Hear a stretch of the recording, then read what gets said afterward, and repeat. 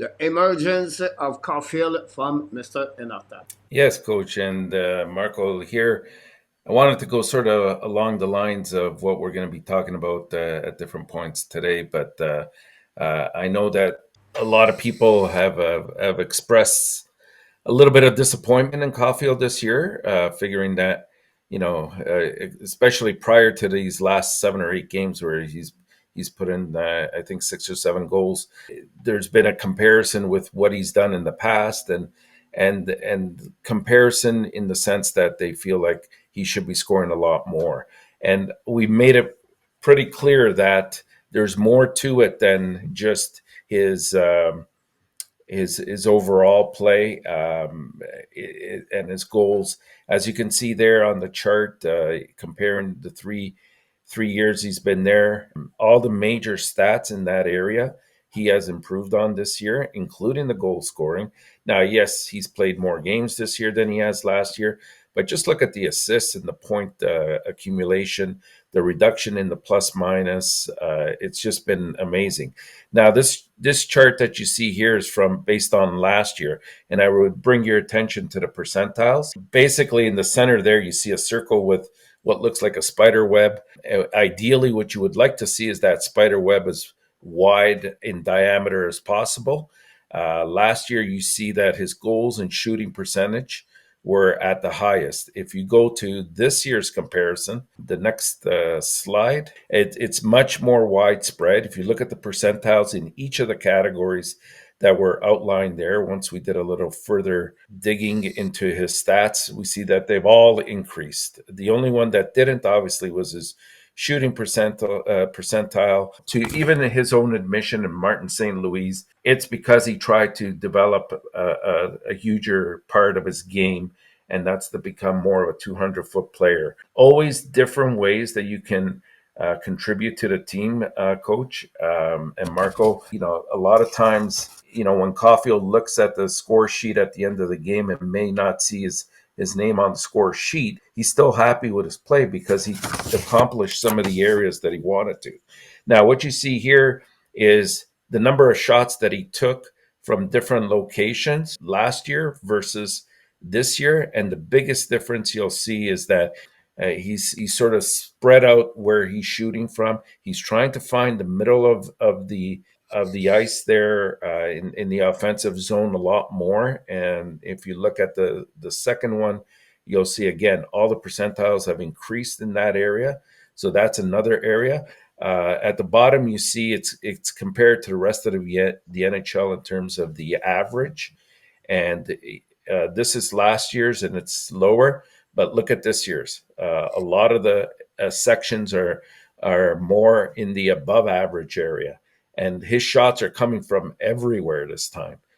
So again, another stat that was very pleasing to see. And look at those percentiles in terms of shots on goals and goals. Again, just the shooting percentile was a bit low. This graphic here last year shows when he's on the ice where the puck is spending the majority of time, and you'll see it's 44% last year was spent in the offensive zone, and secondarily in the defensive, which wasn't the greatest, but it is one of the higher percentiles. And then if you look at this year's, this part hasn't changed as much. The offensive has gone up a little bit. The defensive went down a little bit, which is a good sign, which means that the neutral zone was pretty much the same. And the last one that I'll bring your attention to deals with goals that have been scored. And this is last year's, and you'll see that the majority of the goals came right in front of the net. He had 9 just from that one section alone. And if you compare it to this year's, overall, when you do a little bit deeper search into the stats, you see that we should be really pleased with his progression this year. He hasn't lost confidence in his shooting skills.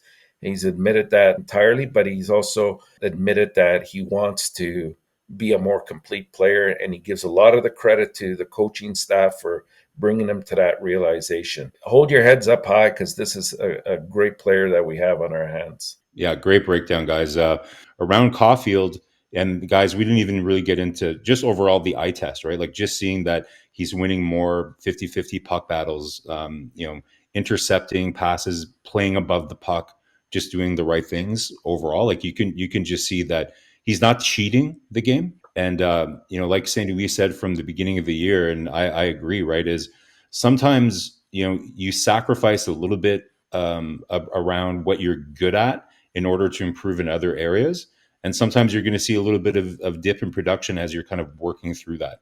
So now we're seeing Caufield kind of get on the other side of that process, and we're really starting to see everything kind of come together, right? So really encouraging. One thing, I don't know if you guys saw Caufield's press conference after the loss in Ottawa, but there's some things as well too that you can't really see on a stat sheet. But even though he scored 2 goals, guys, we know that he probably wasn't happy about flubbing the penalty shot or the shootout attempt that he had. So he wasn't in the best of moods around that. But overall, I think he was just not really happy about losing. Remember last week, my headline was around how the whole mood around the organization is shifting and how they're getting sick of losing, whether it's Martin St. Louis, Suzuki, you're hearing it from the management team. You're hearing a lot of fans, including us on here, including people in our community here saying, I think they're ready to maybe take a step here. And to me, Caufield is part of that, right? Like you can see he's not accepting losing. It's very similar to Slafkovsky, right? Like these are things that you look at in young professionals. Like it would have been very happy for him, or very easy for him to be happy. He scored 2 goals. Yeah, I had a great night tonight. I scored 2 goals. Yeah, but it's too bad that we lost. But you could see like he wasn't really that interested in talking about his 2 goals.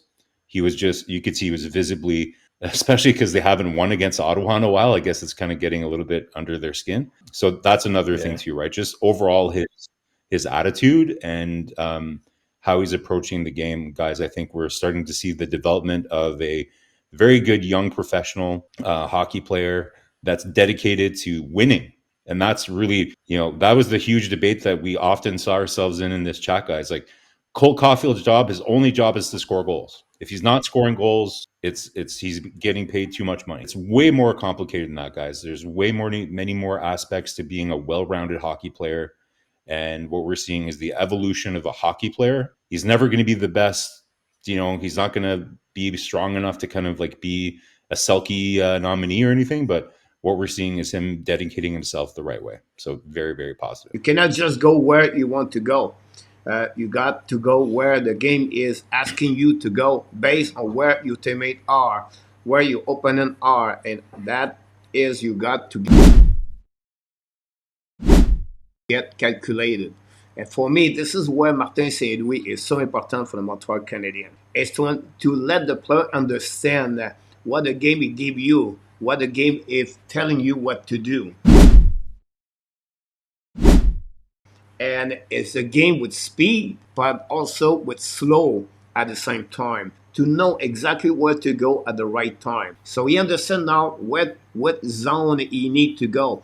Remember, he's 7 goals the last 7 games for him. You can have also the benefit to see him scoring a goal yesterday on the right side of the chart of just Enortap showed to us is on the right side, not on the left side. So if he's starting to expand his location of the shoulder puck and to get at the right time, at the right location, that would benefit Cole Caufield overall with the Montreal Canadiens.